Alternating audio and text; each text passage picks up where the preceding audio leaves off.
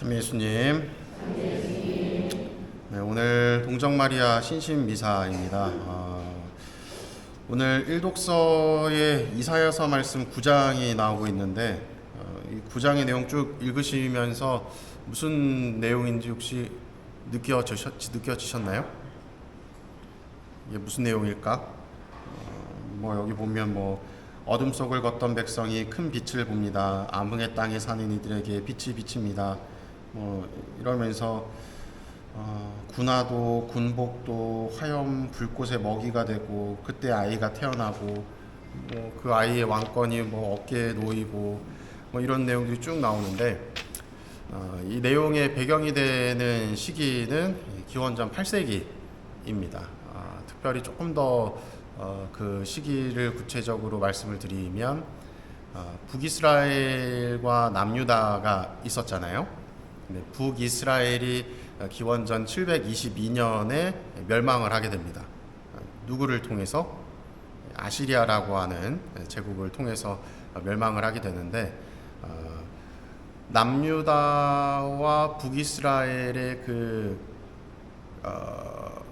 비슷한 시기쯤에 한 740년경에서 722년 그 사이에 있었던 상황, 그 상황을 오늘 이사야서 말씀 9장으로 표현을 해주고 있는 건데, 그때에 무슨 상황이 있었느냐. 남유다와 북이스라엘이 있고, 그리고 그 인근에 이제 작은 왕국들이 있었고, 주변에 강대했었던 나라가 이 아시리아라고 한 나라가 있었습니다. 이 아시리아가 저 위쪽에 북쪽에 있었는데, 남쪽으로 점점 영토를 이제 확장해 나가기 시작을 하는 거예요. 그러다 보니 그 밑에 있었던 소왕국들과 북이스라엘과 남유다 입장에서는 굉장히 큰 위협이 되었었던 것이죠. 그래서 이 북이스라엘의 임금이었던 페카라고 하는 임금이 그 인근에 있었던 알람이라고 하는 왕국과 연합을 해서 반아시리아 연합을 구성을 하려고 합니다. 근데 그 두 개가 합쳐봐야 아시리아한테는 잽도 안 되는 거죠. 그래서 제안을 했던 것이 남유다에게도, 야, 너네도 우리한테 합류해, 우리랑 같이 연합 구성해서 아시리아와 싸우자 라고 남유다에게 이야기를 했는데, 남유다 입장에서는 굉장히 고민스러웠던 겁니다. 왜냐하면 본인들이 이 북이스라엘과 엘람 연합과 대치했을 때에 이길 수도 없었고, 그래서 따라야 될 수밖에 없는 상황이었고, 근데 따르자니 반아시리아 연합이 아시리아 제국과 싸웠을 때 이길 수가 없을 것 같고, 그러니 중간에서 굉장히 난처했었던 상황인 거죠. 그래서 선택을 했어야 됩니다. 반아시리아 연합에 들어갈 거냐, 아니면 아시리아의 종속국으로 들어갈 거냐. 여기서 남유다는 무엇을 선택을 했을까요? 아시리아의 종속국으로 들어가는 것을 선택하게 됩니다. 그리고 그때에 이사야 예언자가 등장을 해서 무엇이라고 이야기했냐면, 하느님을 믿어라 라는 이야기를 합니다.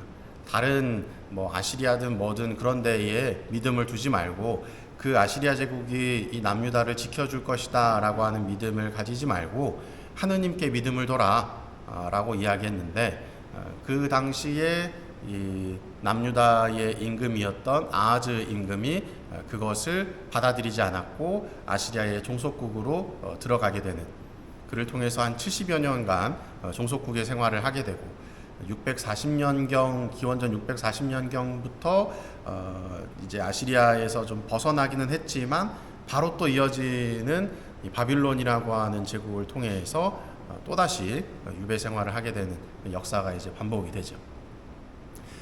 근데 여기서 이제 중요한 부분은, 이 아시리아 제국이 남유다를 치러 들어왔을 때에 가장 먼저 침략하는 그 지역이 즈불룬과 납탈리 지역이라고 하는 곳을 먼저 이제 침략을 하게 되는데, 거기가 신약의 표현으로 보자면 어디냐면 갈릴레아 호수 이 북쪽에 인근에 있는 곳이에요. 카파르나움이나 나자렛이나 이런 지역들이 이 납탈리와 즈불룬 지역에 해당되는 지역이었습니다. 이곳을 가장 먼저 침략해서 점령을 하고 점차적으로 이제 점령을 해나가는, 그러한 것인데, 이 이야기를 왜 하냐면 하느님께서 계획하신 일이 뭔가 이제 우리가 알 수 있는 방법으로 다가오는 것이 아니라 알기 힘든 방법으로 작은 것에서부터 시작을 한다는 것을 기억해야 된다는 것을 좀 말씀을 드리고 싶습니다. 이 즈불룬과 납탈리 땅을 통해서 들어오게 되면서 그 이 지역에 있었던 사람들은 굉장히 고통스러운 상황에 놓여지게 되겠죠. 하지만 그 사람들에게 희망을 주는 메시지를 던져주고 싶었던 겁니다. 조금만 참고 기다리면 너희들의 그 힘든 상황들을 이겨낼 수 있는 메시아를 내가 보내겠다. 그 내용이 이제 오늘 이사야서에 나오는 말씀이다 라고 볼 수가 있습니다.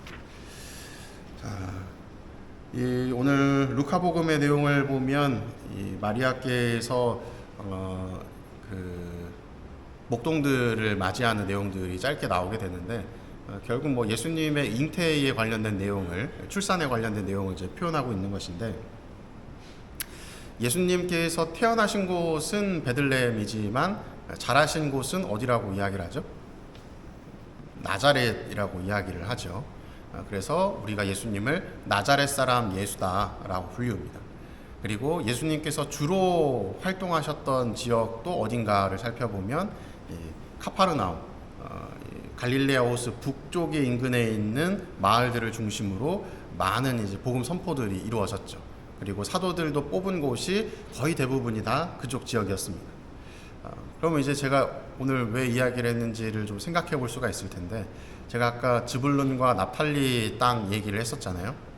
그렇게 고통스러운 상황에 박해를 받고 또 나라를 빼앗기는 그러한 전쟁 속에서도 희망을 잃지 않고 기다리면 누가 온다? 메시아가 올 것이다. 근데 실제로 즈불룬과 납탈리 땅은 예수님께서 자라신 나자렛이라고 하는 지역이었고, 또 활동하셨던 카파르나움 인근이었고, 결국 그곳을 통해서 예수님께서 오셨고, 예수님께서는 그 인근에 있던 사람들에게 말씀을 선포하시고 또 다양한 기적들을 일으키시면서 그들을 위로하는 모습을 보입니다.